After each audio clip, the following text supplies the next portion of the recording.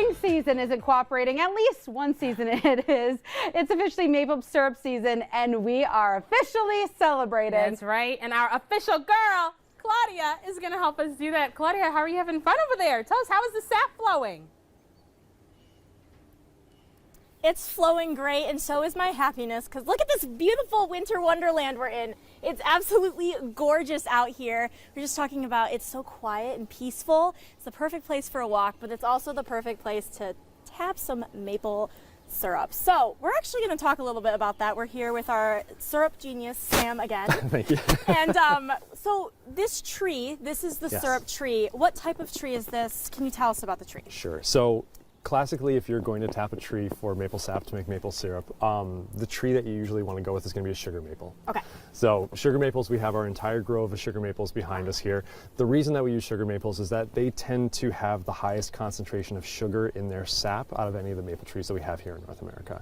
Ooh, okay. So, which is not a lot though. So like when that sap comes out of this tree, you're looking at typically about 98% water and about 2% sugar. Okay.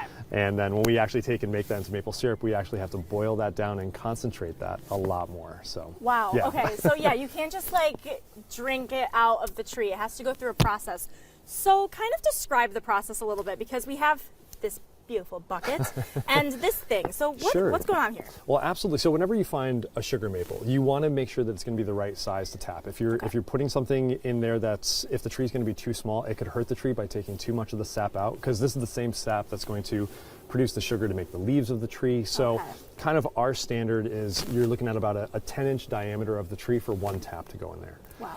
And what you're looking for with this tree, once you've established it's the right size, once you've established it's the right type of tree, you want to find an area, they call it about DBH, diameter of breast height, which is about 4 feet tall. You want to look for a tapping spot. It's going to be around there. Okay. And then essentially you want to try to take and drill a hole directly into the tree, not too far. Okay. You're really only going to go past the bark and into the sapwood of the tree. So you're only going in about an inch. Okay. It's not too much. Then you're taking your spile. This is a nice old spile. It's seen some days. Yeah. So cool, this one's been beat up pretty good.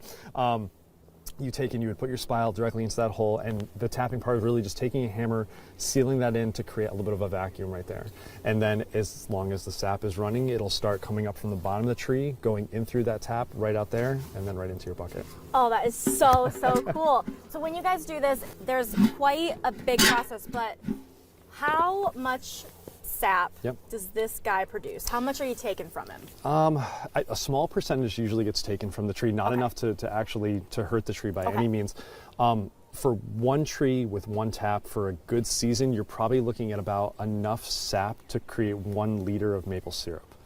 So, but that's going to be about 40 liters of sap, because it's a 40-to-1 process. So for every gallon of maple syrup that you see at the grocery store, it took 40 gallons of sap to make that 1 gallon of syrup. Yeah, absolutely. And the best part of all of this is that it's not that like hard to do. People have been doing it for years too. Yeah, it's a great way to connect to the land too. I mean, this is one of those things. This is a long-standing tradition here in Michigan, around the Great Lakes states, around New England, around Canada, and it doesn't matter if you have a generational maple grove in your backyard. It's a great place to tap the trees, but it doesn't matter. You could have a sugar maple in your backyard. You could have a silver maple on the side of the street. Yeah. It's a great way to connect to the land. It's a great way to utilize a sugar source that we have up here in this portion of North America, and it's a tradition that's been going on for centuries. Oh, it's absolutely amazing and so sweet to hear.